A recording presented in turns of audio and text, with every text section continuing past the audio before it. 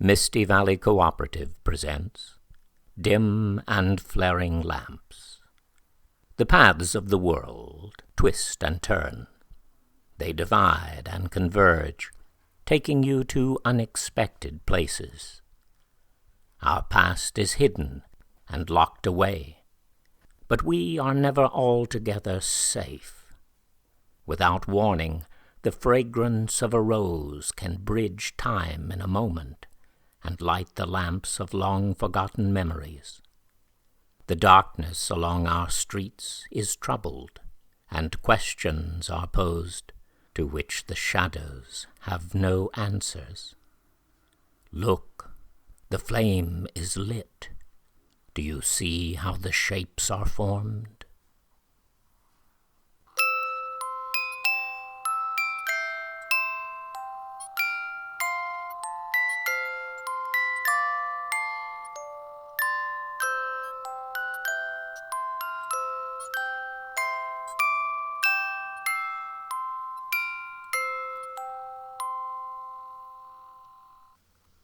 The Forked Ways. Part 3. Dim and Flaring Lamps. By Beau Farr. 2. The Old Path. "I became a Baptist," Miss Julia said, "and I expect to be one until I die. But it seems to me that Baptists are blind when it comes to architecture." She fixed Mark Forrester with an unflinching eye. "I refuse absolutely to attend worship in that horrendous office building they call a church. Gladys and Murray came to visit me earlier in the week, and they were going on about how beautiful the auditorium was." "Auditorium!"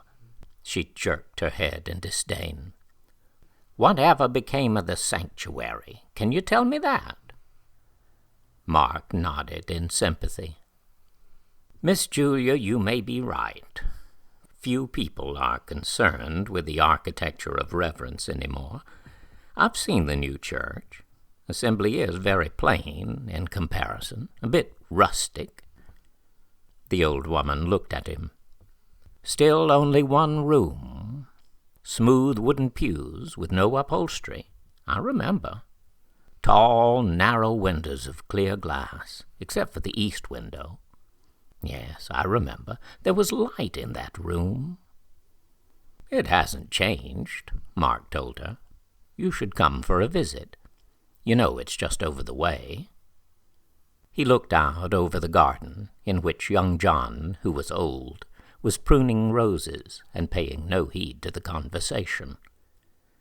"But, Miss Julia, you know what people say. There's more to a church than the building. Being the pastor, I don't say such things.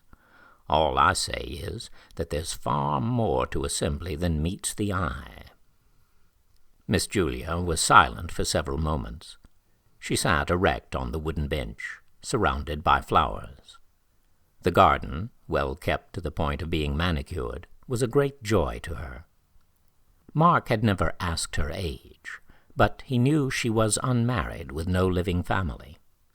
She could be charming when she chose, and her deep, clear eyes and finely boned face still revealed a surprising beauty.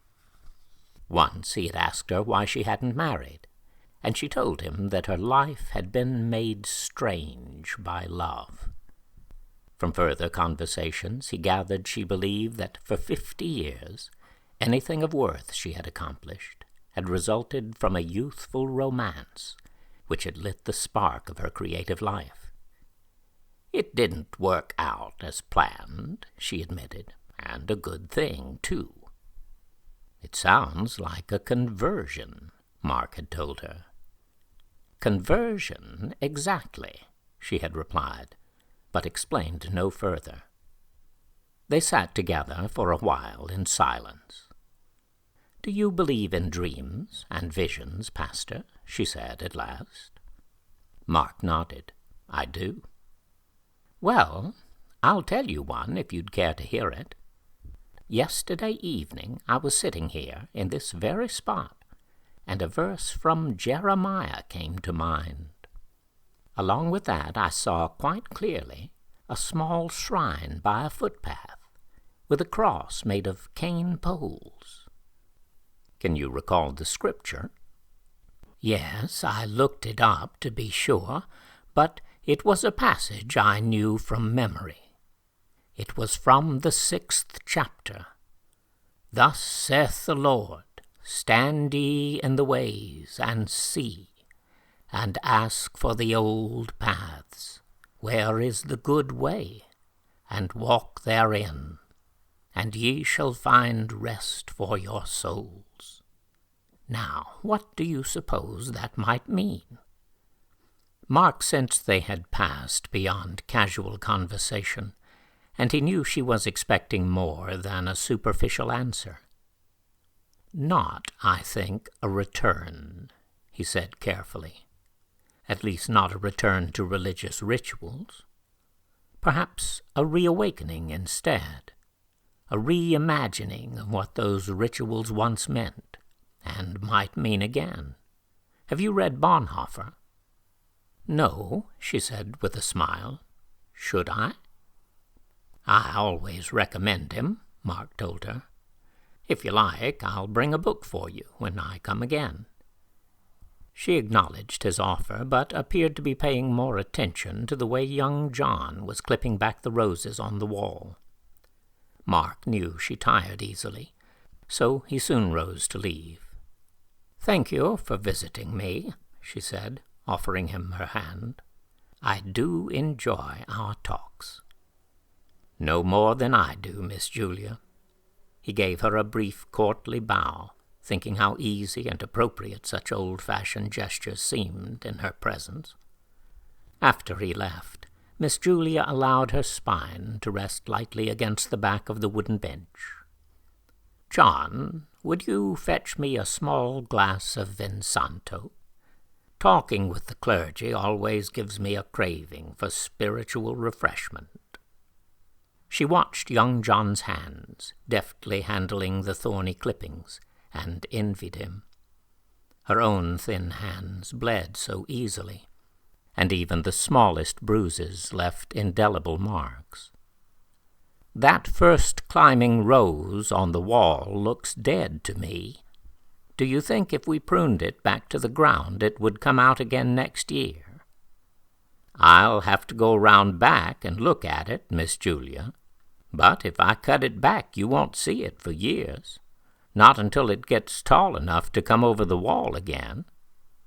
"Well, there's not a green stem to be seen on the thing this side. I'd rather have no rose bush than a dead one. Just cut it all the way back and we'll see what happens." "Yes, ma'am." John put the rubbish into an old apple basket and went inside. In a few minutes he returned with her glass of wine and 3 almond cookies on a silver tray. Miss Julia sipped the wine and closed her eyes, drifting into the warmth of the late sun. Yesterday's image of the wayside shrine came into her mind with vivid clarity. The world unfolded into a patchwork of soft fields, bordered by old walls of stone and by fences overgrown with brambles and small flowers. Underneath the stones she imagined a maze of tunnels, stone-roofed earthen dens, from which animals' eyes were watching. Overhead, white clouds grasped for each other and fled, leaving their shadows racing on the grass. The cross was erected in a scattering of stones, the 2 poles bound together with a leather thong. Around it, a radiance collected in the air. Her hands extended. Words of invocation passed her lips, bringing about a coalescence of the light. A pattern took shape in the air before the cross, but only seconds later it dissolved and fell to earth, misting the stones with beads of water. The vision broke apart, and Miss Julia felt something begin to shift in her mind. She groped for her cane as a vast wind roared behind her eyes and faded away. "The old path," she said aloud, in a voice breathless with shock. "There used to be a path." Her heart pounded, and she forced herself to breathe calmly. After a minute, she hesitantly took another sip of wine. "Something has happened to me," she thought. "Something most strange has just occurred." John was nowhere to be seen, and she began to be a little frightened, but she dared not call out to him and risk losing the peculiar state of excitement which had come upon her. I wonder if it could still be there after all these years. Of course it must still be there. Brick and mortar couldn't just disappear. But how on earth could she have forgotten the path so completely? With care, she placed the tray and the glass of wine on a small table beside the bench. Then, gripping her cane for support, she stood and smoothed her skirt. "Young John," she said, aloud, but not too loudly. She shaded her eyes, trying to discern his moving shape through the large windows of the conservatory. He had forgotten to take the basket of rubbish from the garden, and would doubtless be returning soon to get it. Still, she wouldn't be going far, and what would it matter if she were caught? This was her own garden and yard after all, and though she had come to depend on John, he was hardly her guardian. He came and went as he pleased, and there was no accounting for him. She paused at the garden gate, daring it to raise an alarm. But John had recently oiled the hinges, and it glided open with barely a sound. Miss Julia allowed herself a smile of satisfaction, and made her way along the far side of the garden wall toward the woods. At the corner, she turned and pushed through the undergrowth to the area where the climbing roses grew. As well kept as the garden was, this part of the property had grown wild for as long as Miss Julia could remember. The wall here was much higher than her head, and the forest pressed against it. There was nothing to be seen of the path that she thought she remembered. With the tip of her cane, she dug deep into the matted leaves, and scraped away the earth between the roots of the two climbing rose bushes. Then she stooped and brushed the dirt away with her hand, revealing a damp surface of old mortared bricks. Raising up, she peered into the woods, trying without success to see in which direction the path might lead. She remembered being here one summer afternoon when she was a girl, just a fleeting image of the dark red bricks curving among the trees, following the slope of the hill. How far did it go, and where did it lead? Apparently she had once been quite familiar with it. Bits of memory were piling up, and she could see the path scattered with yellow leaves in autumn, wet with rain and melting snow. Young John called from the garden. "I'm around back," she answered loudly, "by the roots of the rose bushes." His head appeared over the top of the wall, and she waved up at him, aware, as she sometimes was, of his white hair and brilliant green eyes, and the sharp contrast they made with his dark skin. "There are a few green stems down here near the ground. Miss Julia, you could slip and fall back there. Let me tend to those roses. I'll cut them back on Monday." "Oh, very well." She turned back, realizing she could explore no farther until she was free of supervision. Early the next morning, Miss Julia began clearing the path. Saturdays were free, and young John generally took Sundays off as well, so she expected to have a good length of the path uncovered by Monday. How quiet it was in the forest, she thought. How still and cool. She buried the prongs of her rake in the leaf mold at the base of the wall, and pulled back a mat of debris. Some of the thin grass growing between the bricks resisted the pull of the rake, but she kept at her task with patience, until she had completely cleared the beginning of the path. Once that was accomplished, it was an easy matter to follow its direction, and soon she found that the matted leaves and pine needles could be raked up in a roll like a carpet and easily cleared away. In less than half an hour, she had uncovered an area more than 50 feet in length. The path was narrow, only 5 bricks wide, but broad enough for anyone to walk it comfortably. It had sunk slightly into the earth, or else the ground on either side had built up over the years. Many of the bricks had acquired a green patina, and some were covered in moss. Hanging branches often blocked the way, and these would have to be cut back with pruning shears. Nearly an hour later, she propped her rake against a tree and walked back to the garden wall. There she turned and studied her work, admiring the pleasant curve of the path. She thought she had never seen a place so charming and picturesque, and despite her weariness and the growing heat of the day, she hated to go back to the house and rest. "It's beautiful here," she whispered. "I do believe I haven't had such a good time in years."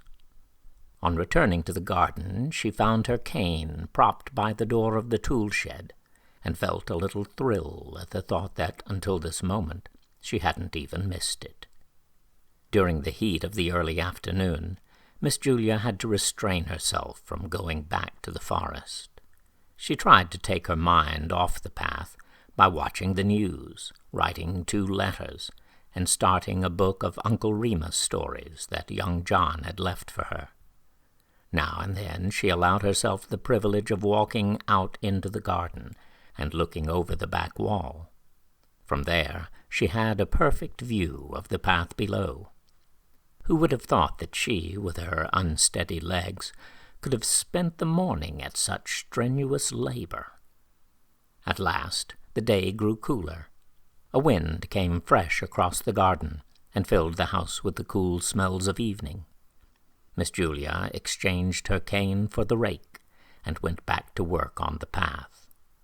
It wound, without apparent aim, through the gentle, densely wooded slopes, and as she followed it she tried to recapture her childhood memories of being here.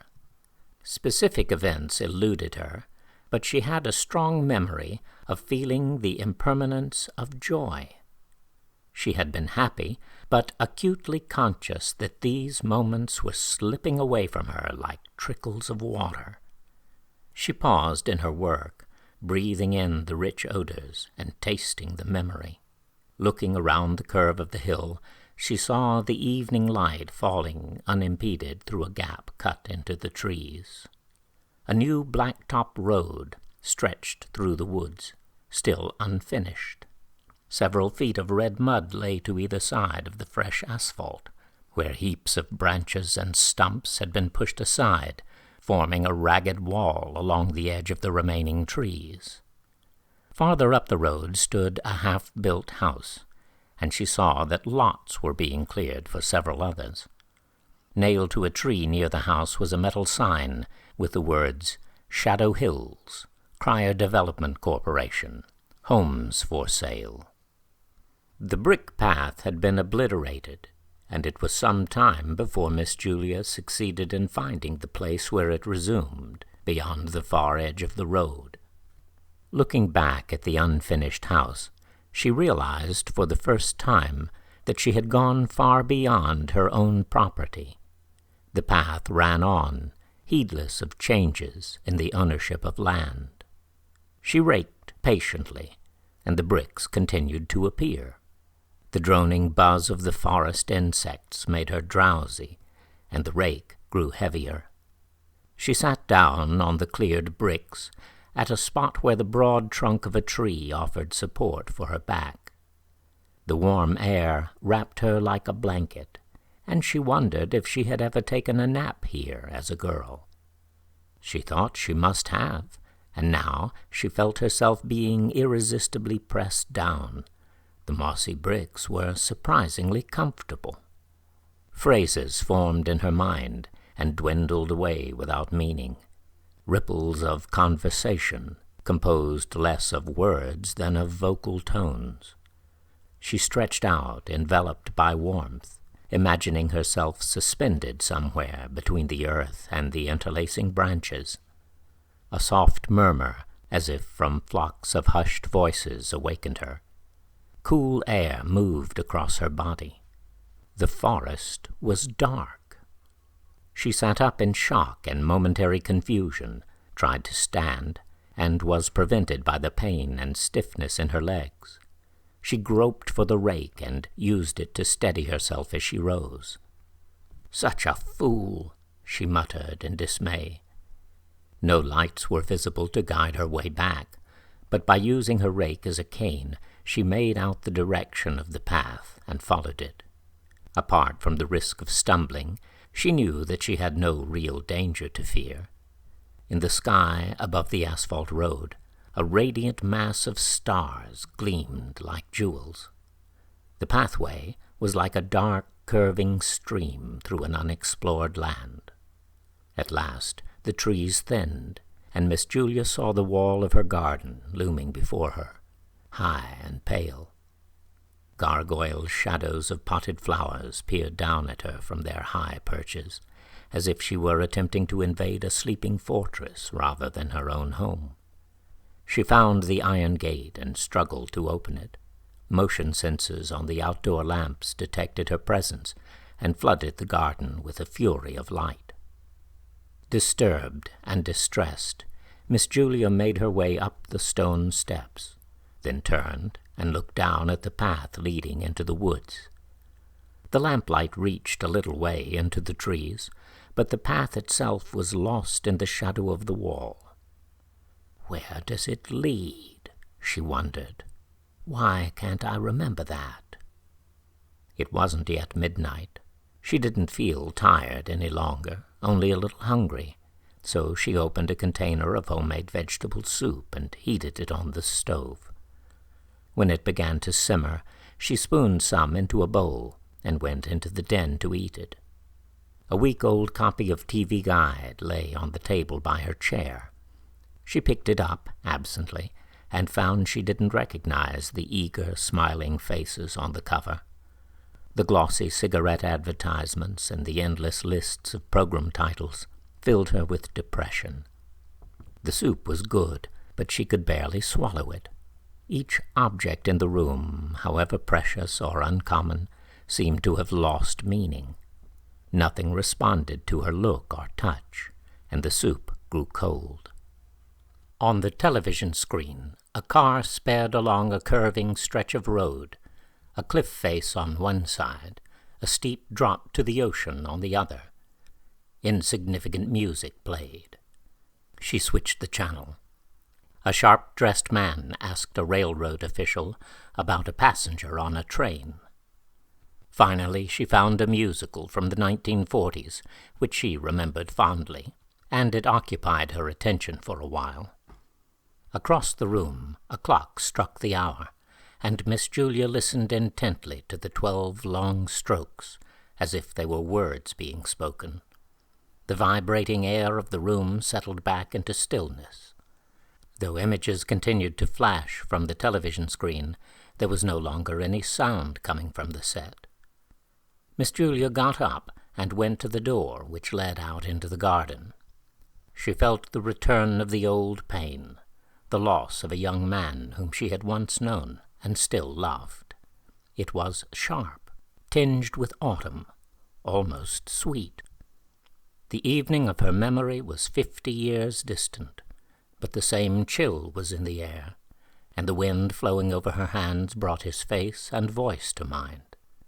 The same ache rose within her, and she longed for him to her very bones. He had chosen someone else, married and reared a family. She had remained unmarried, and now, so many years later, she was still glad of that choice. The trivial pain would die when she died, but the love would continue, undiminished by time or her own passing, trapped in the pale light of stars and the moving air. She breathed deeply and spoke the name she loved into the night. The wind received it, and carried it into the forest. Miss Julia thought of the lantern she kept in the cupboard by the fireplace, and decided not to wait for morning. Her midnight journey had the quality of a procession. She walked at a slow, steady pace, using a garden rake as a staff or crosier. In the glow of the lantern, the bricks of the pathway seemed to shine. The shadows moved like living things, dodging from behind trees, leaping back from the light, and closing in behind to follow at her heels. The voices of frogs and whippoorwills sang at her coming, and all the creatures of the night woods watched her with expectant eyes. The bricks curved smoothly among the hills. They dipped and climbed and straightened, and as she passed below the half-built house, its timbers gleamed like bones in the starlight. When she reached the place where she had fallen asleep, she set to work again, and when she bent to lift a pile of leaves and needles, the cool, dank odor of decaying vegetation seemed much stronger than it had during the day. All at once she paused and looked up. An upright stone stood on either side of the path, each about waist-high, and a long, low mound of earth stretched away from them in a curve, forming a spacious circle in the midst of a grove of gnarled trees. She caught her breath, and a chill of recognition raced along her spine. It was as if she had come upon a place out of a dream. The brick path came to an end between the two stones. Beyond lay a group of a dozen graves, built of stacked field stones, the slanted capstones forming peaks like the roofs of little houses. They were tangled with vines, covered with years of leaves. This was the place. Something momentous had happened here, something long forgotten, or at least so deeply buried that it had remained hidden through the whole of her adult life. Even now she had only the barest memory of what had occurred. Miss Julia lifted the lantern and moved among the graves, searching for anything which would awaken this lost moment in her past. Then she came upon a smaller grave, the slabs cracked and moss-covered. One by one the images returned, the slanting light of a warm evening at the end of summer, the scent of pine rosin, and the hum of insects in the trees. She saw herself as a child, bending down to look through a gap in the side of the grave. At first there had been only darkness, and she had shielded her eyes with her hands. Within the deep shadow of the grave, a paleness had slowly become more visible and defined. It was a piece of cloth, a rotten cuff of delicate lace, within which she could soon discern the tiny claw of a skeletal hand. She had not drawn back, but peered closer, filled with horrified fascination, and she had seen the bony fingers draw slowly closed, with a sound as soft as the rustle of a dry leaf.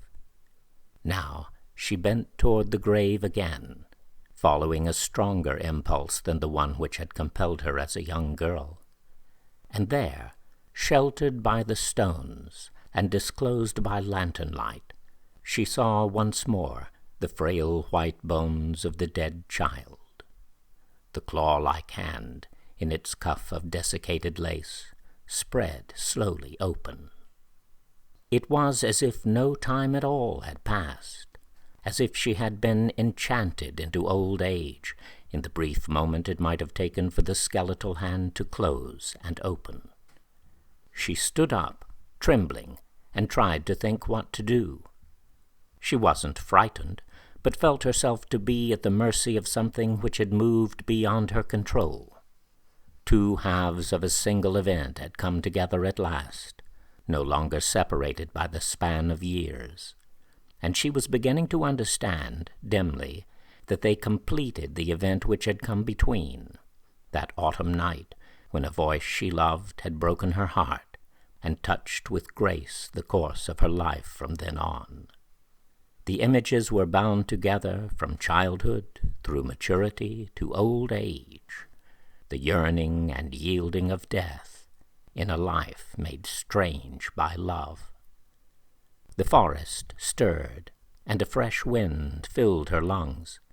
It rushed through her body and roared in her mind, as if she had been enveloped by a sudden storm. Her feet seemed barely to touch the ground. The force which invaded her was irresistible, and it mounted into pain before swiftly bringing unconsciousness. Then there was a voice, not the one she often longed for, but a familiar one which called her back to awareness. Daylight had come, and young John was kneeling beside her. She tried without success to stand, assured him she felt no pain, and finally agreed to let herself be carried. The doctors were tiresome, but she submitted without question to each indignity. That evening, as a nurse raised the head of her hospital bed and fenced her in with a tray of food, one of the doctors informed her that she had suffered a stroke. "I thought as much," she replied. "I can't move my right leg at all, and my hand won't open or close any more." The next day, Mark Forrester came to visit. "Young John found me Sunday morning, lying out in the woods like a broken doll. I wish I could go home, but there isn't much chance of that. They won't tell me anything, but I expect to be shuttled over to Talmadge Memorial before the week is out." Mark nodded. "They seem to think there's a good chance you'll get some movement back in your arm and leg, but the therapy's bound to take some time. I'm sure John will keep your garden tended until you can get back and take a hand in it again. At least your speech hasn't been badly affected." Miss Julia smiled at his courteous optimism. "It has been a strange couple of days. Do you have time to listen to the story of how I came to be lying in the forest at such an unreasonable hour?" "Miss Julia, I don't want you to wear yourself out talking to me, but I'll admit I'm more than a mite curious. John told me you'd taken a rake and cut a path right through the woods, rambled around for a quarter of a mile or more." He listened with increasing astonishment as she told him about the brick pathway and her childhood memories of playing there. But he was disturbed by the conclusion of her story, unsure whether to believe it or to discount it as part of her mental confusion.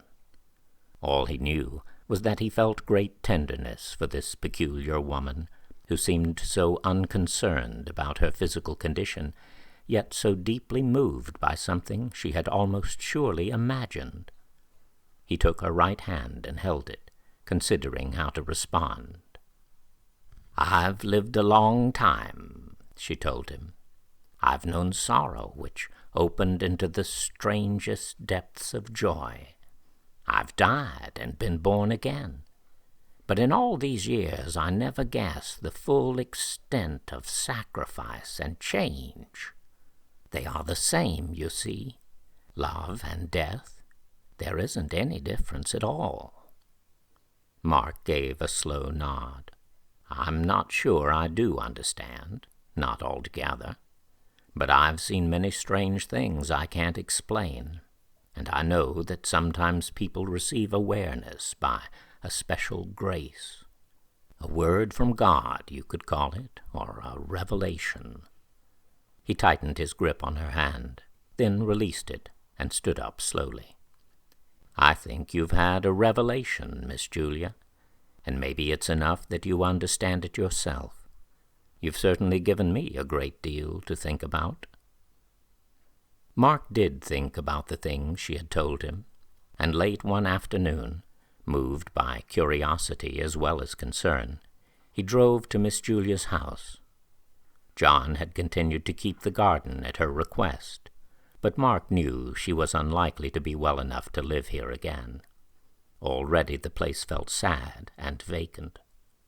He went around the outside of the garden until he found the 2 climbing rose bushes, one of them now carefully pruned back, which were rooted in the earth at the base of the back wall. A raked path led into the trees, scattered with recently fallen leaves. But wherever he looked, he could only find rich black soil exposed to the light. No sign at all of the mortared bricks which she said had guided her progress. The path traveled through the forest in a winding but purposeful fashion. It crossed the road at the new Shadow Hills development and continued into the woods beyond. It must have been a work of extreme labor for an elderly woman, certainly enough to put Miss Julia at risk of a stroke. The path ended between 2 upright stones at the top of a low terraced hill. Piles of stone had been heaped there, probably by farmers of a previous generation who had once cleared the land for cultivation, but the place didn't resemble any cemetery he had ever seen. Several piles were built of long slabs of stone, and as he approached them, he admitted that they might well have been graves. One in particular occupied an area of burned ground, and a tangle of charred tree limbs lay all about it. The heavy gray stones were blackened by fire, chipped and scarred, but still encrusted with patches of lichen. They formed a small rectangular enclosure with an odd peaked roof, and Mark had seen similar graves at Assembly. The structure had sunk deeply into the ground, and in the fading light Mark could make out nothing of its interior through the gaps between the stones. A breeze came up, and he frowned at the sudden nervousness which prompted him to scan the surrounding trees. He bent to look between the stones, but stopped when he realized his nervousness had turned into fear. He dared not look. He dared not, because he was convinced that if he did, he would be drawn beyond recall into Miss Julia's perilous world. There were things which resisted explanation, and they frightened him. Love and death, yes, and other ruthless powers of joy and terror and dismay. Sometimes it was better to let them be. Do you believe in dreams and visions, Pastor? She had put the question to him barely a week ago. Now, even more than at the time she had asked him, he believed he had given her the right answer.